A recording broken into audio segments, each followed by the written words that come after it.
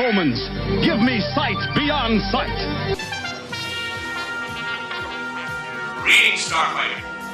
You have been recruited by the Star League to defend the frontier against Sewer and the Kodan Armada. Get ready. Prepare for blast-off. Hey, Doc, we better back up. We don't have enough road to get up to 88. Roads? Where we're going, we don't need roads. Remember, no matter where you go, there you are. This is 80's Reboot Overdrive podcast. We were dancing just like Swayze when Jennifer Grey had a nose. Oh, how I miss the 80s, but I'm too young to really know. Too young to know.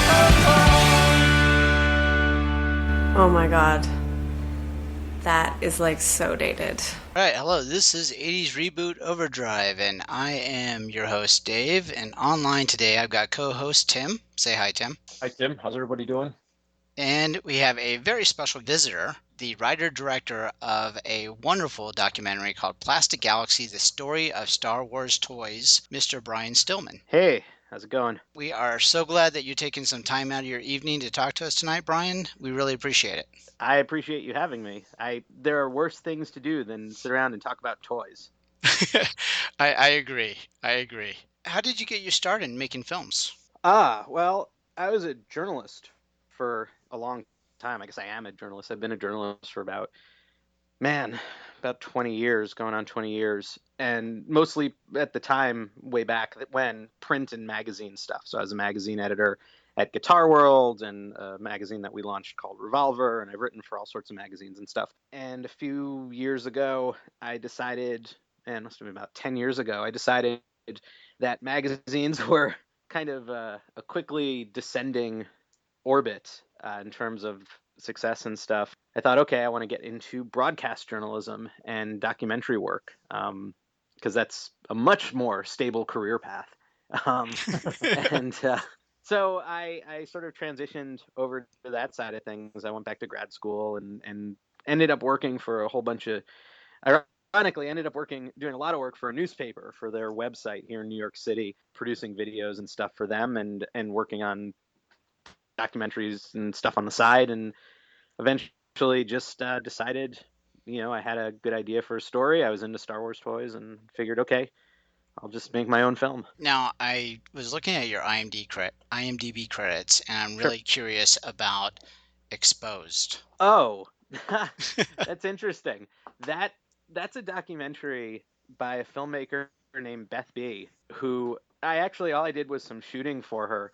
It was on the burlesque scene here in New York City. She, a mutual friend of ours, a guy who was working with her on the film, asked me if I wanted to help shoot just some stuff in the city, some burlesque acts and a couple interviews and stuff. So I got pulled in to work on that with them. A little of my footage made it on. It was at this point where they were transitioning from SD to HD, and I think the footage I was shooting at the time was standard definition, so I don't know how much of it survived. Some of it did, actually. Some of it did. But it's a really cool flick. It's really interesting. The characters are really interesting, and Beth is like a legend in New York City, in particular in the underground art scene. I mean, she goes back to filmmaking in the 70s and photography and all sorts of cool stuff in like the punk rock scene and kind of the 80s or the late 70s, early 80s art scene. So all the like old clubs and just parties and, just all this amazing stuff. So that's my deal with that. Yeah, I was just really curious because your credit nobody's ever asked me about that. I have to say that's like I was like, whoa. Well, I'm curious because I was curious because it shows you as cameraman, but then when you click on the Exposed, you go, okay, what was it like to be a cameraman for that documentary? It was a lot of fun. My mind went somewhere else. That's all. No. It was actually really cool. I have a lot of friends who do burlesque, and I've been a fan of the scene for a long time here in New York. And so I was really psyched when she asked me to do it. And it was kind of this side of, I got to see a side of it that you don't get to see as an audience member. You don't generally every time you sort of experience these performers, they're in their performance mode. So they're in the mode of different characters, even if the character is just dancer on stage. But being able to talk to them and do interviews and stuff was actually really cool because you get to find out what's informing their art, what's behind what they do. And you get to sort of meet them as people, not as performers. And that's always really fun to hear kind of where their stuff is coming from. Yeah, that was actually a lot of fun. I haven't thought about that in a while. All right, so then you go from that to doing toys. Yeah, I make movies and I try and take on projects about the stuff that I love. So, I'm a toy collector, among other things, and one of the toys that I collect is Star Wars stuff.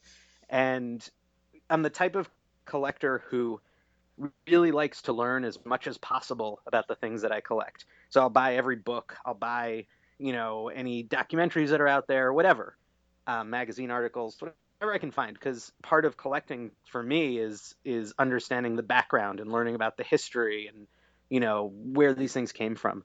I kind of figured somebody had to have made a movie about Star Wars toys. I mean, at that point, it was not quite 40 years old, whatever it was, 30 something years old. And, why not? But nobody had. I dug and couldn't find anything. So I was like, well, screw it. I'll do it myself. And I figured, how hard could it be? And it's funny because at the time I was doing news stories that, maybe last a minute or two, maybe 3 minutes. They're short. And I was like, okay, well, I can knock one of those out in a day, the shooting, the editing, whatever. We really tight deadlines for stuff like that. So if those are 2 minutes and this is going to be like 70 or 80 minutes, that's X times more. So it'll only take this much time. So I could have it done in a year. And that logic, it does not scale quite the way I thought it would. That was like a bucket of cold water being dumped on me like 3 years later as I was wrapping up the film. So I went into it with kind of a naive attitude, even though I knew how to make documentaries and everything else. I was like, this will be easy. It's fun. I was like, by the end, I was like, somebody just shoot me, but finish the film. So I make things about the stuff that I love. The next film's about D&D art. And it's always whatever my peculiar interest is, that's what drives me. Because if you're going to do a project like this, if you're going to spend 3 years and thousands of dollars and all this other stuff, it better be something that you're going to be as interested in at the end as you were in the beginning, or else you're toast. So, keep it fun. So now, were you a toy collector, a Star Wars toy collector from your youth, or is this something that you picked up as you got older? Well, I had Star Wars toys as a kid. I've always been a Star Wars fan. I saw Star Wars as a re-release in 1979, I think, when I was a little kid. And I know this is not a false memory because my dad corroborates the story. He took me to see it. So I saw it in the theater, and then I saw Empire when it came out in 80, and I saw Jedi when it came out in 83. And I've always, always, always loved Star Wars. I had the toys as a kid, but eventually, as I started to get older, I'd get in, like, G.I. Joe came out, and Transformers, and He-Man, and stuff like that. And those toys started to get my interest, because as a kid, you just want, like, the coolest toy. So it was sort of like they were more articulated, and they, the cartoons for all those properties were coming out at the time. So that's what grabbed my attention as a, 8-year-old or 9-year-old or whatever I was at the time. And I got away from Star Wars toys. The funny thing is, as I got older, I kind of drifted away from toys a little bit, got into like musical instruments and synthesizers, things like that, whatever. Eventually, in my 20s, I got back into toy collecting, but the stuff I was collecting were vintage robots and ray guns from the 30s, 40s, and 50s. So Buck Rogers stuff, Flash Gordon, Space Patrol, Tom Corbett, Space Cadet, those type of things. The old tin robots from Japan. Really, I mean, when we talk about vintage, like really vintage. And I kind of ignored all the stuff that I grew up on. Because for me, it was kind of about mining this kind of world of toys that I didn't get to experience as a little kid, because they preceded me by 50 years, 40 years at the time. And Star Wars, it's like, well, I had that as a kid. I grew up on that. I don't really care. But one day I was at this store in New York City, long gone now, called Love Saves the Day. And they had this awesome display of Star Wars toys. They had a lot of Star Wars stuff, vintage Star Wars stuff. They had this great display case full of like the action figures and the display stand and a couple ships and all sorts of cool things. And it sort of triggered something in my brain. You know, I'd been collecting the robots and ray guns for a long time at that point, and I think partly I was looking for something new, like different, just new areas to explore, even though I still love the tin stuff. I have a huge collection of that stuff. And partly because it was just something I hadn't thought about in so long. It was finally kind of reviving itself. And from there, I just kind of got back into Star Wars toys. You know, you pick up a few things. Oh, I'm just going to buy like droids because I collect robots. So what's the harm? But then once you have all the droids, you're like, well, the Cantina creatures are cool. And okay, you got to have Luke. If you have Luke, you got to have Vader and Leia and Han. And if you have Han, you got to have Chewie. And it just spirals from there. Mistakes are made. And next thing you know, you're buried under toys and making a movie. You know, Everybody you know, just evolves it's into the a same movie. old story. You've heard it 1,000 times before. Yeah. Well, at that point, when you decided to get back into Star Wars stuff, did you still have anything from your childhood, or had all that been pitched and you started over completely from scratch? I had to start from scratch. I remember selling a lot of that stuff at tag sales when I was a little kid. Like my mom would have a tag sale, and she'd be like, "Well, you can bring out anything you want to sell, and anything you sell, you can keep the money." And I remember some of my Star Wars toys going up on the block for that. I remember my grandmother had bought a few things for me that she kept at her house, so I'd have something to play with when I, would go over for family things, whatever. And I raided my grandparents. I tore that place apart looking for those toys, and she told me she'd given them away to some neighbor's kid years ago, so they were gone.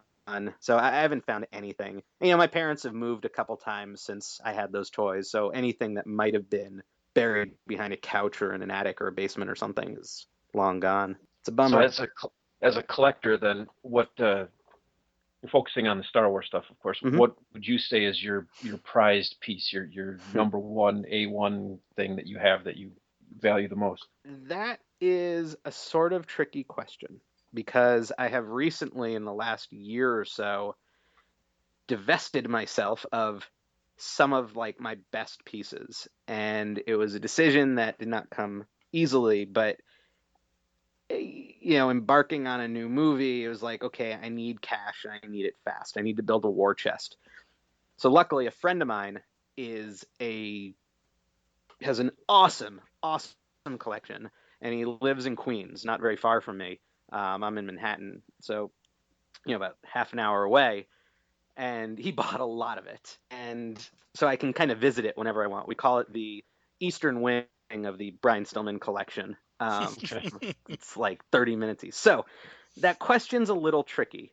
If you had asked me last year, I would have told you my favorite thing in my collection is my early bird set, the early bird set of 4 figures, and including the double telescoping Luke. I love that piece. And for your listeners who don't know what that is, when Kenner, first licensed Star Wars in 1977, they licensed it in 76. The movie came out in May of 77, and nobody was expecting much. They just assumed it would be like all other sort of movie tie-ins. It would have a few weeks in the theater, maybe they'd sell some coloring books or puzzles or things like that, easy to produce things. Of course, Star Wars being Star Wars, it was a massive hit, and they realized we have to make toys. We have to have toys. But they didn't have time to get anything out by Christmas. The movie came out in May, Christmas is in December, not nearly enough time. So they released an empty box called the Early Bird Certificate. And it was this thing you bought, and inside this like cardboard envelope was a little fold-out cardboard display stand, some stickers, a membership card to the fan club, and a mail-away coupon that says, you will receive 4 figures in February or March of 1978. So you're basically buying a promise to get toys when they're done. And it sold pretty well, but finding one of those early bird sets, a complete one, with this little tray and the 4 figures, it was Luke, Chewie, Right, Luke, Chewie, Leia, and R2, and some pegs, these little pegs, so you could put them all on this display stand. Finding that was really important to me, because that was like kind of where it all started. So that toy, or that set, was really important. I also had some prototypes. I had some late stage prototypes for the Power Droid, which meant a lot to me at the time. They're called first shots, and they're sort of tests produced by the factory for Kenner to kind of approve the final product. So I had some of those. I had a script, not a toy. I had a script for Empire Strikes Back, an original script notated by the prop department. That was pretty special, and that is now sitting on my friend's shelf for him to enjoy. So lots of stuff like that. But it's cool. You don't always get to own these things. Sometimes you're kind of just renting them for a while, and then the key is to make sure they go to other people who are going to really enjoy them. And so that's what I did. Well, a lot of the people in the movie that you talk to are obviously collectors, and as well as former Kenner employees. Sure.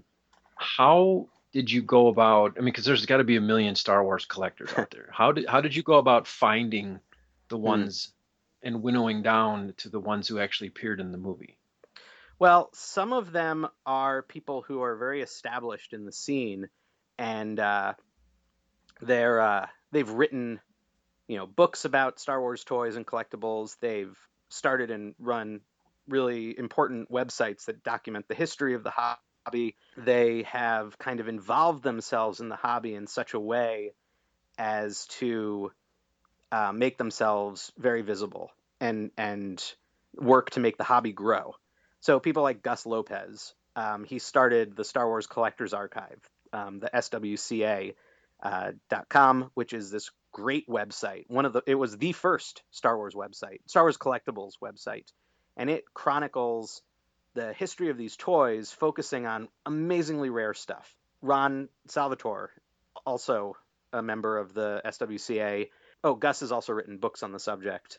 Chris Fawcett was an editor at the SWCA, also prominent on a lot of boards, written a lot of articles for Star Wars Insider magazine, things like that.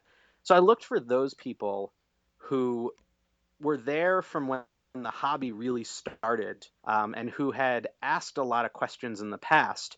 So I knew they'd be able to provide kind of the backbone of this story. So that was some of the collectors. And some of the collectors are just people who, you put out a call on the forums and stuff, and you're like, who'd be interested in talking? Or, I'd ask Gus, do you know anyone who really enjoys this stuff and can talk about it? Or I'd ask Ron that, and they kind of put you in touch with people, or some people you just become friends with, and they'd be perfect for this because they really know their stuff. You meet them online and whatever. And that's kind of how you start to focus. We did end up interviewing a few people that we ended up cutting because the nature of the interviews went in directions that kind of didn't work with the narrative. They were on subjects that we just didn't really end up covering in the film, which is a shame. I would have liked to have included them all. But so that's how you do it. And then the Kenner guys you find, you just hunt them down. You hear a name somewhere, and then you jump online and start digging for that person and seeing if they have contact information. And you reach out to them, and then they suggest some other Kenner people, and they suggest some other Kenner people. And you kind of grow it out from there until you suddenly have all these people who are willing to talk to you for your flick.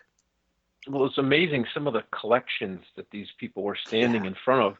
At first I'm thinking this got to be in a store somewhere or a museum, and then it occurred to me that these are probably all of their private collections. And is that true? I mean, yes, they all have these just awesome cases with just artifacts that you just want for yourself. Just watching this on the DVD, that you just want to reach into the screen and pull that out. Like I had that. Well, imagine how it feels when you're at their house looking at this stuff and being like, oh man, I didn't even know that existed, and I want one now.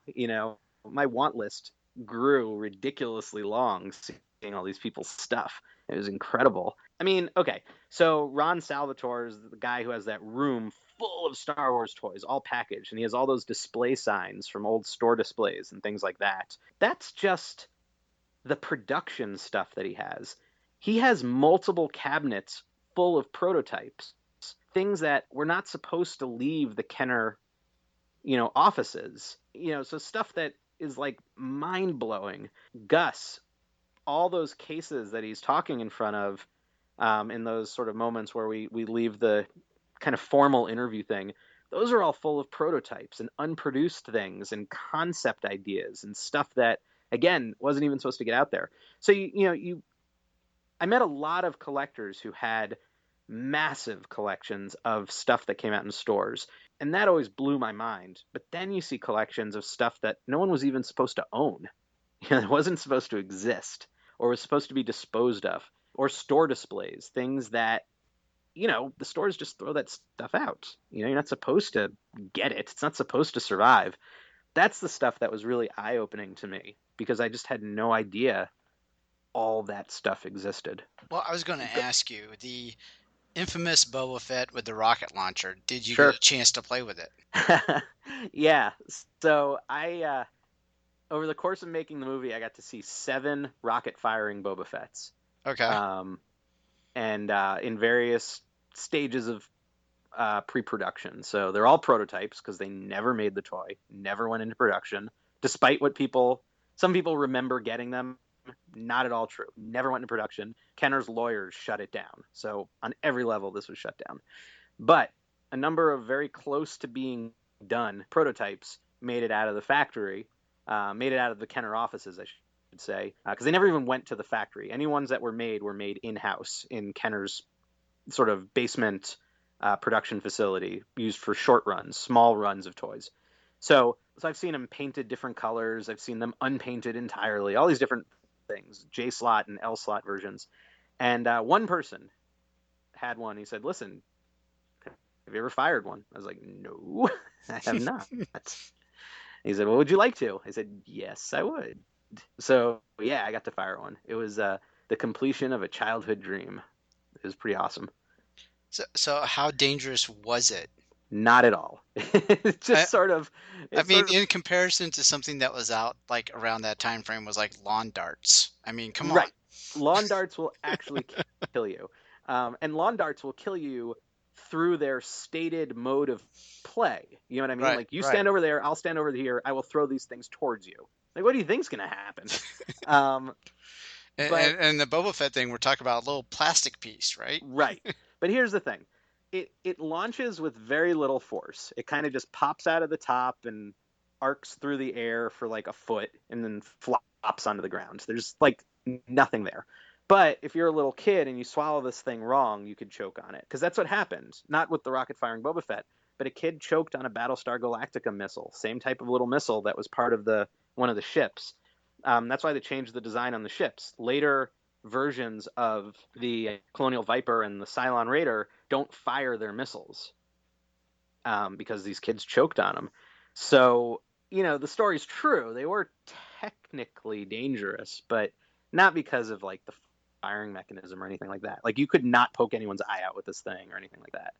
That was always the story my circle of friends had heard, because we were kids in the late 70s and early 80s. So I think the three of us on this interview here are all roughly about the same age. I think we're all the same vintage here. We grew up playing with these things, and that was the story we all heard, was that a kid died from swallowing the Boba Fett missile. But thank you for setting that straight. That was actually Battlestar it wasn't the Boba Fett missile, because it never came out. I mean, that's the thing. Nobody ever got their hands on that toy. And I've had people swear up and down to me that they got this. I've heard some stories that were completely insane. One guy told me his mom worked for Woolworths, or his aunt. His aunt worked for Woolworths, and he got like one of these because she was able to, it was shipped there, and she opened the case and gave him one. And then he got a letter from Kenner saying, we're recalling these toys. We'll send you 5 regular Boba Fetts. This is the interesting part, mint on card, if you send us that one back. Now, the funny thing is, they weren't on their cards at that stage of the game. They were sold in bags and little white boxes because they were mail-aways. So his story was ridiculous on every level if you know anything about the history of these toys. And I said to him, look, if you still have that letter, please, please, please show it to someone. Let us see it, because that will change the whole story. And that'd be amazing to find. That would rock the toy world. I mean, that would be incredible. And of course, he couldn't find it and whatever. So people, they insist, and he swears up and down that the story is true. And he probably remembers it. I mean, who knows? We get these sort of false memories when you're 4 years old and you read that this is what you're supposed to get, and then you know you got something. Your brain sort of flips around the facts a little. But nobody had them. Nobody did it. So it was the Battlestar Galactica thing. It's funny, for a Kickstarter campaign for the film, I made a T-shirt that shows this drawing of the rocket firing Boba Fett with one of those big circles with the slash through it, covering it. And underneath it says, "I blame BSG." And some people get it, some people don't. But Battlestar. With the Kenner stuff that you had alluded to before, how they had really no time when the movie was such a smash to get it all this together. But during that part of the film, I thought was really interesting when the one gentleman was saying how the boss sent them all to the movies over, I guess it was Memorial Day weekend, 1977. They had like their own private screening of the movie, and they brought their cameras into the theater and were taking snapshots of the screen to get an idea of what they could make toys out of. That seems so quaint and archaic. Yeah. I don't know if it was a private screening. I do know that he said they sent him to this movie theater, and I don't know if it was a private screening, but they were just sitting in there with their cameras taking pictures and trying to figure this stuff out, because Lucasfilm didn't do a great job of sending them reference material. That's the other problem. That led to some of the kind of screw ups on the toys down the road. That was the best they could get. They figured, what better source than the movie itself. Could you imagine being in there? And the guy said that they really didn't know what the movie was. So they all bring their cameras with a roll of film or whatever, and then 5 minutes in, they've used up all their snapshots. What do you do? I know. I can't. It must have been. I would have forgotten to take pictures at that point. I would just been sitting there stunned. Yeah, I would have been like, all right, we need to watch it again. We're staying for the second view. So when you were looking at the things that had been kind of prototyped or built up by those Kenner associates, I noticed that in the film there was a early version of the mock-up of the Ewok playset. Yeah. Those kind of things that you did, those kind of things that you saw, was there anything that just really blew your mind away?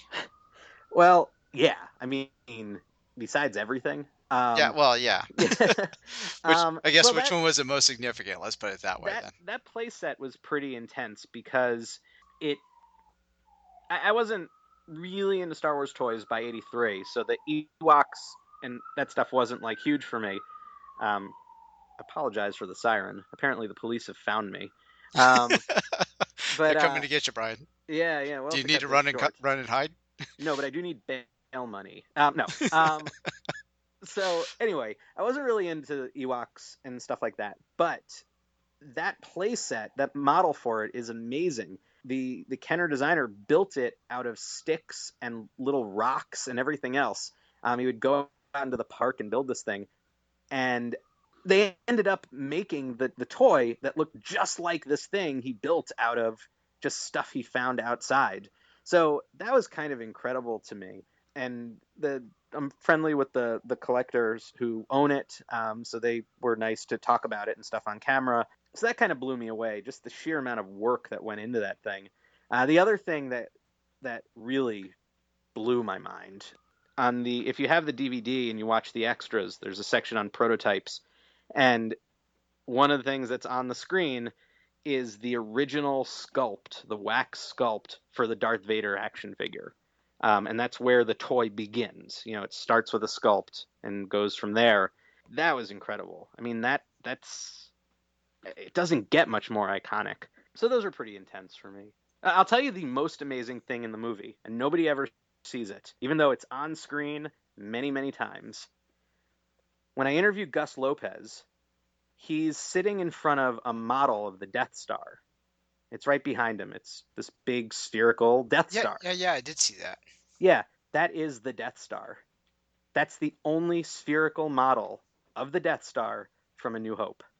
That's when they say that's not a moon, that's a space station. That's what they're pointing at. Literally that object. So the one that was actually in the production of the movie. Yes. Screen used, screen matched. Absolutely. That is it. How much does something like that cost? Couldn't even tell you. Wow. I don't know. That's amazing. And it's just sitting there. We very intentionally did not point it out. We were just going to let it kind of sit there.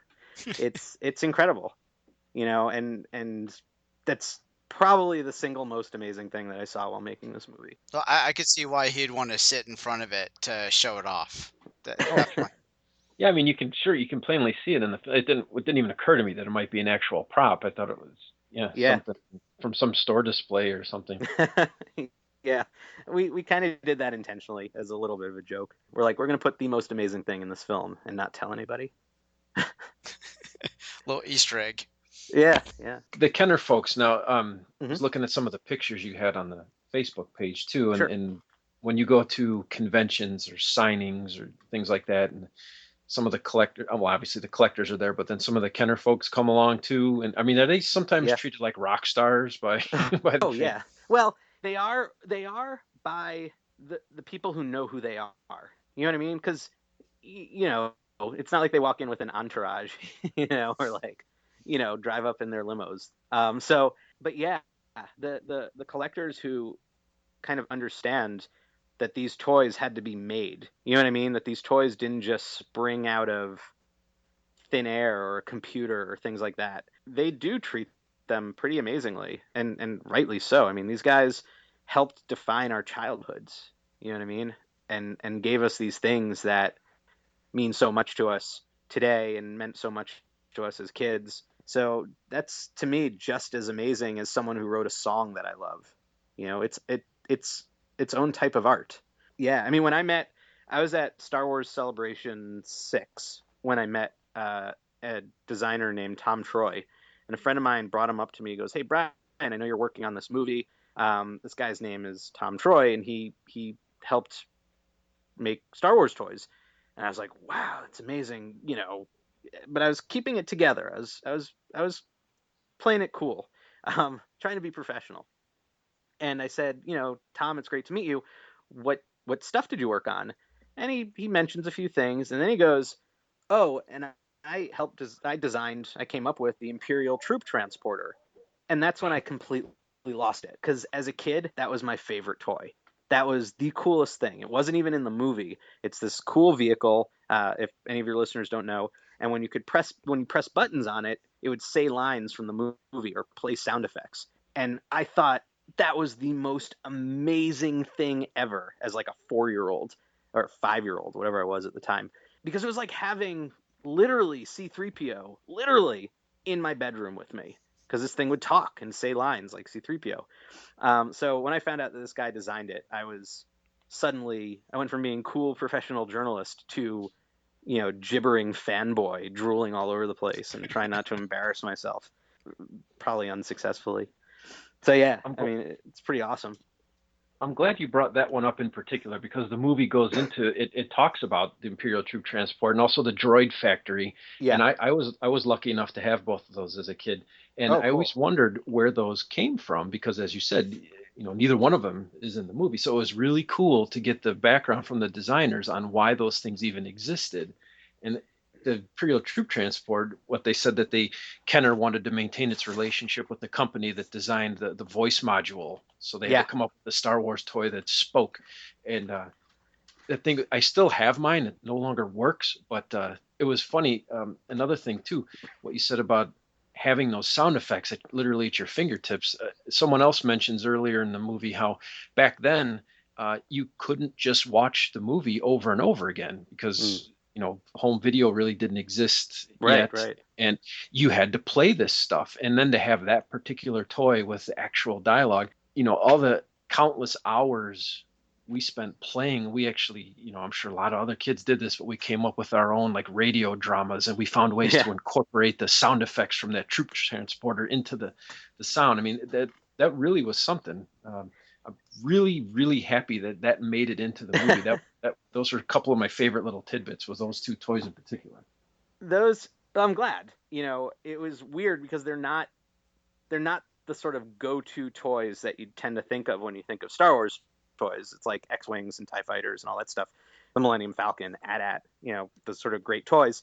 But the problem is, when you make a movie like this, you don't always have access to the people who designed those things. You know what I mean? So you can get people talking about them, but if someone comes along and they worked on a particular toy, and you can get them to talk about that toy and show you artifacts from the creation of that toy. You know, in that scene, Tom Troy, same designer, shows all the different little robots that he was thinking of when he designed the Droid Factory, and then he had all the old artwork for some of the rejected concepts for the troop transport and different ways to use this voice box. To have that, it's like you have to use it. And it doesn't matter if it's not the kind of go-to toy that you would necessarily want it to be. But for me, it was totally awesome because it was my favorite toy. And then the Droid Factory was important because the thing that got me back into Star Wars toys were R2 figures. I mean, that was the specific figure that really pulled me over. And then droids, and then it kind of built out from there. So to be able to see the Droid Factory, it was like, wow, that's amazing. But yeah, I mean, it was pretty crazy that he happened to do that stuff. I was also really surprised that that the Imperial Troop Transporter grew out of this like very kind of mercenary business decision. You know what I mean? Like that whole maintaining the relationship thing with the voice box. It's not what I would have expected. You know, it was interesting to learn kind of the things that were going on in the background that helped, you know, lead to all these toys. Right. I mean, if anything, you maybe would think that just somebody there had the cool idea. Hey, you know, let's have something that makes noise with actual dialogue. Yeah, that's a great idea. Yeah. But... Yeah. Yeah, well, I mean, it looks like everybody was just spitballing ideas because that one guy was talking about where he had the R2D2 train idea. Yeah. That's the thing. They were basically told, come up with ideas every day. I mean, that's your job. You're a designer. So Right. You're either working on something that's gotten an approval, in which case you're just moving forward on a specific idea, or you're just, you know, blue skying things. You're just coming up with whatever you can, especially if you're in the preliminary design department, you know, and it's like that's literally your job. They came up with all sorts of crazy things. You know, it's funny, like you'll go to some collectors' homes now and they'll be like, this is the unproduced, you know, whatever. Well, yeah, it's unproduced, but they never planned on producing it. It was just some crazy idea that some guy sitting at his desk had that he knew would have no traction. He knew his manager would not be like, yeah, let's try that. Like, but his job is to just try every weird little idea that comes to his mind. So unproduced sort of implies they planned on doing it and then bailed on it. It's kind of the classic definition of an unproduced toy. But a lot of these things are just like I saw an R2 with a voice chip in it. The 3 3/4 inch scale R2D2 with a voice chip in it, but the voice chip is like bigger than the toy. It's someone had just sawed a big slot into R2 and shoved this giant chip in there. And it's like, okay, is that the unproduced talking R2 figure? Or is that just some dude who was like, well, this is an idea. You know, it'll take me 10 minutes to do this. So, you know, get my boss off my back by showing him something, you know, before I go to lunch. Yeah, this will meet my quota. Exactly. So there's a lot of stuff like that, like crazy, crazy stuff. But it's still awesome. You know, it's still like cool to see. But, you know, unproduced, kinda. Yeah, the other thing that I thought was really cool about your documentary is where you're talking to the gentleman, and I forgot his name, but the one that was taking photos for the boxes. Oh, yeah. Kim Simmons. Yeah. You know, it brought me back to one of our previous podcasts. We were talking about toys that were back in the 80s and the advertisements. And you see a lot of the setups in the TV commercials of these really elaborate looking, you know, sets and situations that the kids are playing in, you know, that, you know, and then all of a sudden real life, you're on a shag carpet in a basement.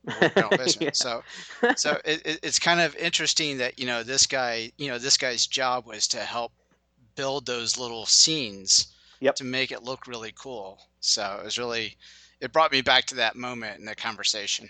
Well, he even says, you know, you're selling, you're doing two things. You're trying to sell to the adults because you got to get them to buy it. But the way you sell to the adults is you sell to the kid. And if the kid is freaking out in the toy store, the parents, you know, they either buckle down and tell the kid to, you know, stop screaming for the toy, or they fold and they buy the thing.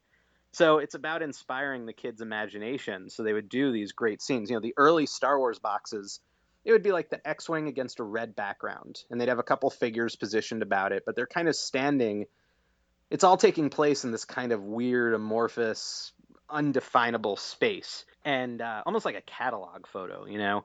But they moved pretty quickly to art that showed different landscapes, and they do all this elaborate stuff to create these scenes because it let you see what was in your head. You know what I mean? Like it was bringing that to life right in front of you and inspiring the kid to be imaginative and stuff with these toys. I mean, it definitely worked. And it's funny because later on, you know, with like Transformers and G.I. Joe and Masters of the Universe, you got illustrated art. And, you know, towards the end of the Star Wars run, you would see that too, illustrated art. Especially people like, for Masters of the Universe, you had Ken Kelly doing this amazing artwork. You know, they got away from photos of the product, which I think is really interesting, and started showing you scenes that were impossible, like lasers, you know, all this stuff that you're never going to do. But it, you know, just a different approach. Yeah, different time period. Although not that far off. That's the thing. I mean, you got to figure 83 was Return of the Jedi, and they were still doing photo stuff. And then after Return of the Jedi, they went to Power of the Force, and Droids and Ewoks, those two lines. And that's where you started to see a lot of the illustrated art. So you're talking like 83, 84, 85. And that's about the same time that you're getting Masters of the Universe, G.I. Joe, He-Man, all that stuff. So there's some overlap, but it wasn't like a generational shift. You know what I mean? Yeah. And I wonder sometimes if it's reflective of the cartoons that were, you know, once the FCC changed the rules about creating essentially half-hour advertisements for toys, you know, you're seeing these toys in a cartoon context. It's not a movie context anymore where photo art kind of makes sense. It's a cartoon context where illustrated art maybe resonated with kids a little more because it was what you're used to seeing Optimus Prime looking like. You know what I mean? You're used to seeing him drawn on TV, or in the Marvel comics or whatever. So illustrated art maybe has more mileage than some of the photo art. Not really sure. Thinking out loud. Totally wasting your tape. No, actually, that is an excellent point, you know, because, I mean, you're right. You it's not like you had a real-life version of He-Man or Thundercats. Right. Right. So, yeah, that's a great point. I got to ask, too, aside from just seeing all these cool things and talking to all these interesting people, the actual filmmaking process seems like you had a lot of fun with the transitions or the segues between bits, like when the guy was talking about how you didn't have to necessarily play what was in the movie. You could have Hammerhead steal a Millennium Falcon, and you put in little things. Then the tall Snaggletooth with the silver go-go boots, and there's like a little dance break with a lava lamp and stuff like that. I mean, there had to be a lot of fun coming up with ideas just for those kind of transitions, right? Yeah. Oh, definitely. It's both. You're trying to accomplish many things when you're making a movie like this. On one hand, you want it to be entertaining. So you're trying to come up with ideas that aren't going to overpower the movie. Like, you don't want the whole thing to be these weird little jokey moments, but just things that will make people chuckle, but at the same time, kind of provide a way for you to illustrate what's being talked about. The one thing you can't do is go to black. You can't have an empty screen. And a lot of the time, you don't have B-roll or anything to kind of cover those things or to create transitions or whatever. And as much as we love seeing the toys, it's like, okay, more footage of someone's toy shelves. It's cool, but it's kind of, we call it wallpaper. It's just there to cover black. And the other thing you're trying to do sometimes is cover edits. I have people talking on camera, and maybe they start talking about topic A, then they kind of diverge for a while, then they come back to topic A, and you're like, well, I need to put those two little chunks of dialogue together so they can complete their thought, and that divergent moment is not that important. Well, I need to cover that edit as best as possible, so I can cover it with more B-roll and possibly wallpaper, or maybe I can come up with something that helps kind of illustrate the point a little bit in a kind of fun way. So it's sort of balancing all those things, trying not to go overboard with it, where personally I think I failed occasionally, but I was happy with the Hammerhead stealing the Millennium Falcon and the go-go boots. Those were fun to do. My wife's an animator, animator. My wife, I should just say my wife does animation for a living for TV networks and stuff. And I showed her what I did, and she's just like, "Oh my God, Brian! It's like you're like a child with a loaded gun. You should not always be allowed to do that." I was like, "I am unfettered by anything like taste. There's no good taste here. We got go-go boots." She's like, "Oh my God." Well, speaking of taste, then did you actually construct the flasher monkey? I did.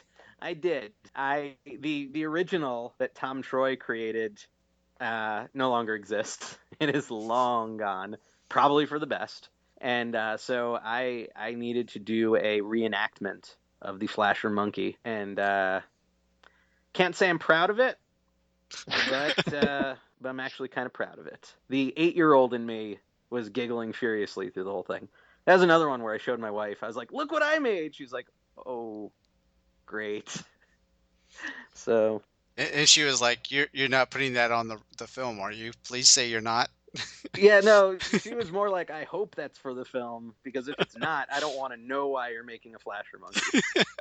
There's no other explanation that will be at all acceptable. Well, my favorite transition was when you had the camera directly behind the X-wing toy simulating a kid running through the backyard. And I don't know how many times I did that as a kid. Yep. With my X-wing fighter being chased by my buddy who had the TIE fighter, and just wishing that I had some kind of film camera so I could film that pilot's perspective from behind the X-wing toy. So that was perfect. That was fun. So the kid with the X-wing is a kid named Aaron Kleinman. His father's name is Yehuda, who's a good friend of mine, and he's the guy who bought a lot of my toys, who has them all in Queens. And I went to him. I was like, "Listen, Yehuda, I need a kid to do some stuff in this movie." And Aaron's about the right age. He's kind of got long hair, so he looks kind of 70s, so it sort of works. "Do you mind?" And he goes, "Brian, you can exploit my children all you want. I will gladly be the Hollywood parent. Do anything you need." I was like, "All right." So I actually ended up, one of the extras on the DVD, and we also put it online, was called Know Your Toy Lightsaber. And it was sort of a run through of all the different role-playing lightsabers they made up through the 80s. I didn't go too much further than that, up through Jedi. It opens with a scene in a playground where I'm just sort of hanging out, minding my own business. And this little kid, played by Aaron, comes over and mugs me. And the way he does it is by pulling out a lightsaber and igniting it. And I don't have a lightsaber. So he, cuts my hand off and steals my wallet, and whole Empire Strikes Back kind of scene. And then we go through the discussion of the lightsabers. And then at the end, we do the scene again. And this time I'm ready, and I've got my lightsaber. Unfortunately, it's the inflatable lightsaber that they put out in 1978 or 79, whatever it was. So he pulls out his lightsaber and charges at me as I'm left trying to blow this thing up as quickly as possible. And, he takes me out again. But that was when I first dragged Aaron into the film. And it's funny, by the end, we needed, hands holding the action figures for the DVD cover art. And I was at Yehuda's that day, and I said, can we use Aaron again? I need tiny little hands holding these action figures. And so Yehuda yells down, he goes, "Aaron, do you want to do something for the film again?" He's like, "Oh, yeah. What do you need me to do?" I was like, "I need to take your picture." And he goes, "Oh, it's just a photo? It's not film?" I was like, "No." He's like, whatever. And he walked away. So I've turned this kid into just a total diva. He's like, suddenly he won't take my calls anymore. I'm not good enough. He's moved on to much bigger and better things. I was like, great. I knew you were nothing. He's above a hand model. Come on. Oh, yeah, totally. He's a superstar. That was a funny bit on the DVD. I'm glad you mentioned that, because I was going to ask you about flexing your acting muscles there in that short. But yeah. That's the only time you're going to see me on camera, was for the Know Your Toy Lightsaber.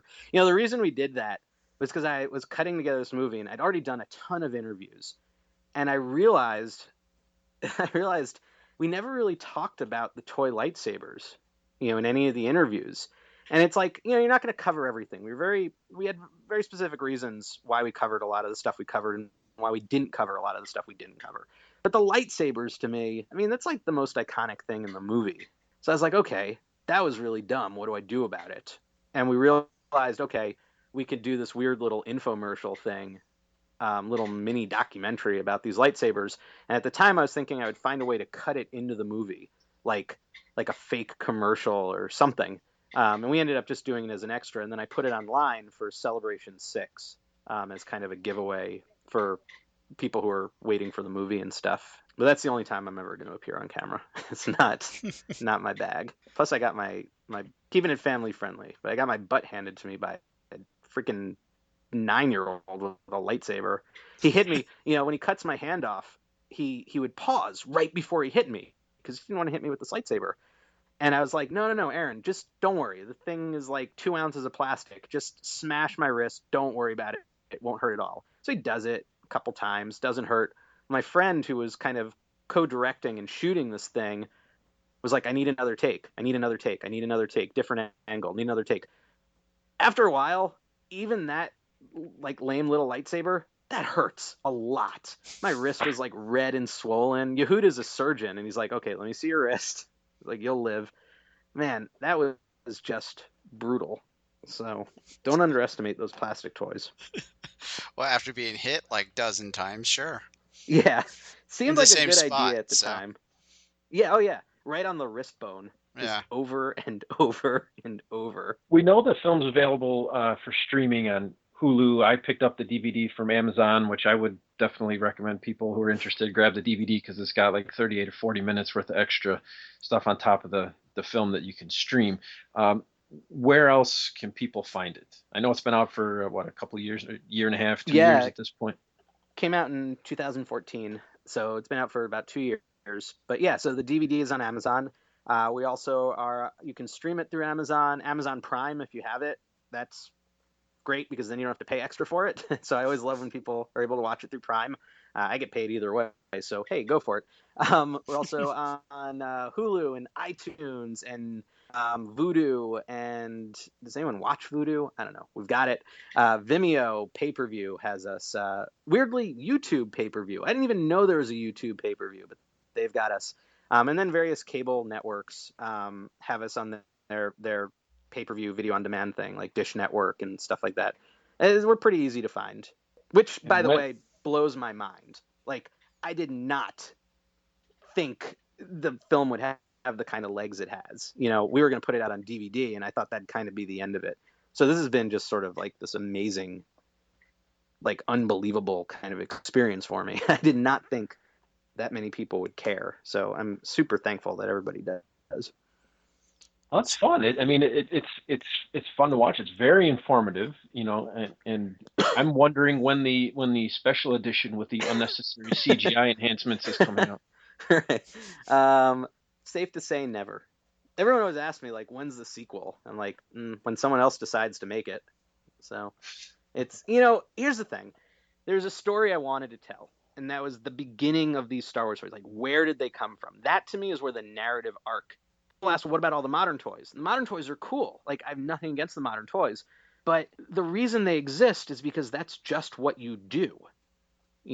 These days, you don't make an action movie or a science fiction movie or whatever without having a toy line. It's just part of the process.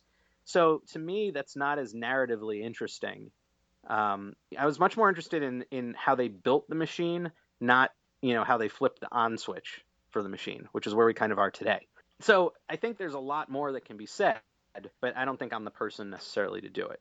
Not to mention there's foreign Star Wars toys that would make a great movie if someone wanted to do that. There's all these sort of different areas to dig into that I think would be fantastic. If someone made it, I'd absolutely buy a copy. But can't be me.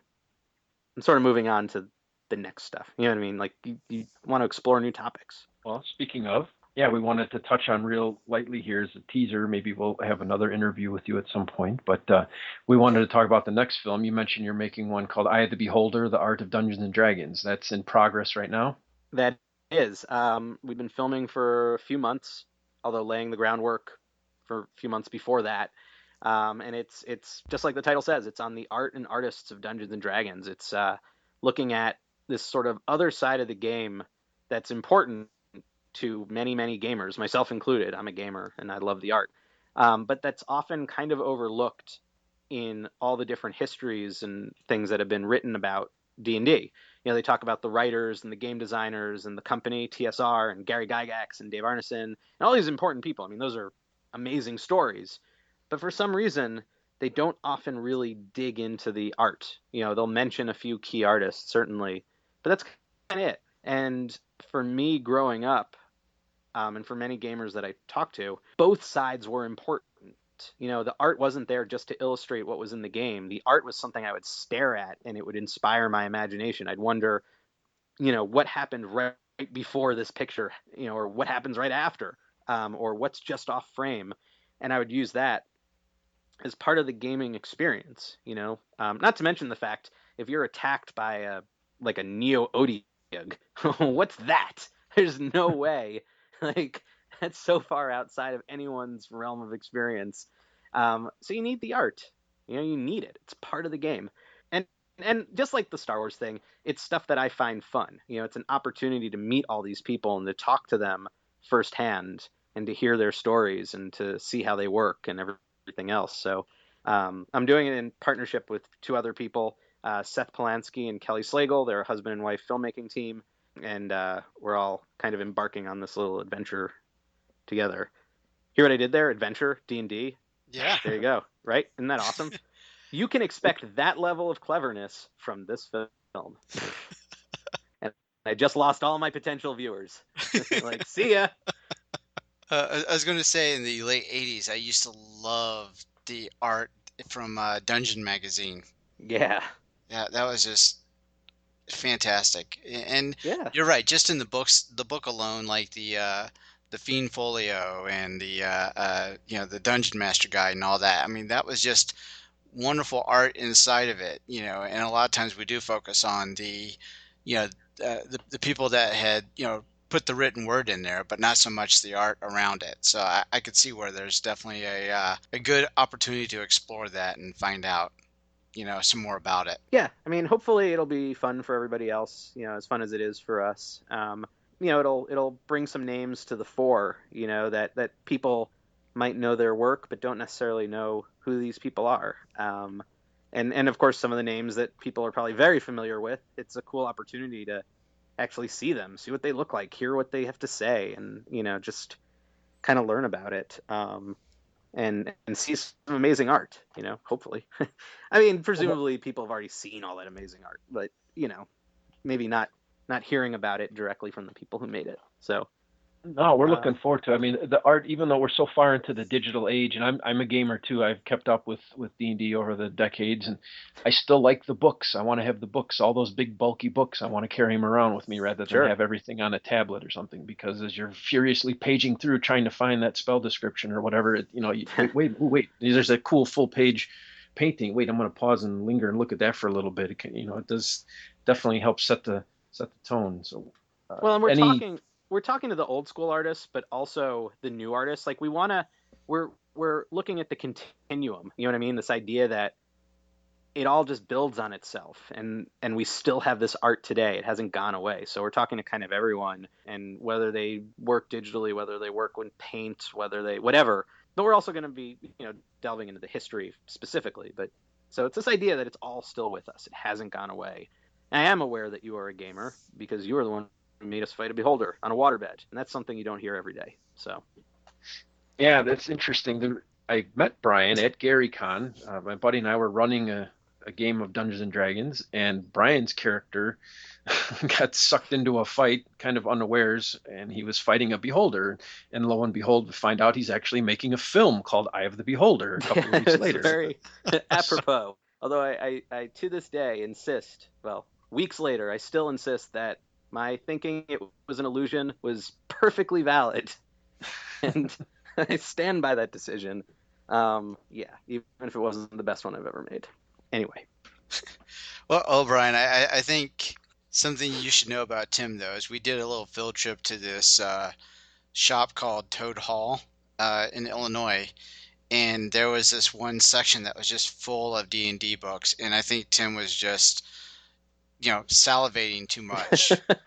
Yeah, it was all the original books. Well, we fetishize the stuff we love, whether it's Star Wars toys, whether it's D&D books, whether it's baseball cards, whether it's cars, whatever it is. We imbue them with nostalgia and with meaning and with our memories, and we connect them to all these different things in our lives. And that's what lets them take on importance, and that's, that's the stuff that drives idiots like me to make movies about them, or people to write books about them, or to set up web pages. So I think, this stuff is cool. And I don't think there's no shame in that. You don't want to drool on a book. It's a little shameful, but not too shameful. Not too shameful. It's okay. But this stuff's cool, and I think that's why we have podcasts like this. You know what I mean? Like, there's this thing that we can all connect on that's both part of our childhood, but part of our present. It's stuff we still are able to connect with and find meaning in different ways and appreciate them in different ways. It's not just, oh, this is a toy I had as a kid, but this is a piece of art, a sculpture, a representation of a time. All these different things that maybe we didn't appreciate when we were kids, but we can find sort of meaning in as we get older. And that's what makes this stuff cool. It can grow with us and sort of be appreciated in all these different ways as we get older. That is a great ending thought. So with that, Brian, what I want to do is ask you, outside of plasticgalaxymovie.com, what are some other ways that people can find you online? Well, our website, plasticgalaxymovie.com, but the best way to kind of reach out to us is Facebook, just facebook.com/plasticgalaxy. There's not as much going on with the film these days, obviously, but when I do conventions or when I do anything where I get to see cool collections or whatever, I'm always taking pictures and throwing them up on the Plastic Galaxy page. And so it's definitely a cool place to check in every once in a while. And there's also a Facebook page for Eye of the Beholder, correct? Yeah, facebook.com/Eye of the Beholder movie, all one word. That's a place to keep up on, production of the film. We take lots of pictures behind the scenes, post those, conventions we go to, updates on the film, we'll post all that stuff, cool pieces of art that we pick up. I mean, gaming stuff. So definitely check it out to stay up on the film. Well, thanks a lot for taking the time. And once again, I recommend everyone out there listening to this, pick up a copy of Plastic Galaxy. It's really an entertaining watch. And we're definitely looking forward to Eye of the Beholder. Thank you very much. Thank you for having me on the show, man. I really appreciate it. I appreciate the support. Yeah, it's been a blast, and we really appreciate your time tonight. Thanks. All right, so for you, the listener, a few things that you should know. You can find us on Tumblr at 80sreboot.tumblr.com. You can email us at 80sreboot@gmail.com. We have a Twitter. It's at 80sreboot. You can find us on facebook.com/80sreboot. We also have a blog, so southgatemediagroup.com/80srebootblog. The most important thing that I want you to do, though, is please take a few minutes to give us a rating and review on iTunes. That's how you can help us get our 80s empire growing. We would really appreciate that if you take that time, and we appreciate you reliving the 80s with us. Have a good night. We hope you've enjoyed this show. This podcast is part of the 80s Reboot Overdrive channel on Southgate Media Group. You can follow us on Facebook on the 80s Reboot group page. We're also on Twitter and Tumblr at 80s Reboot. We invite you to check out all the wonderful podcasts and blogs available at southgatemediagroup.com. And thank you for reliving the 80s.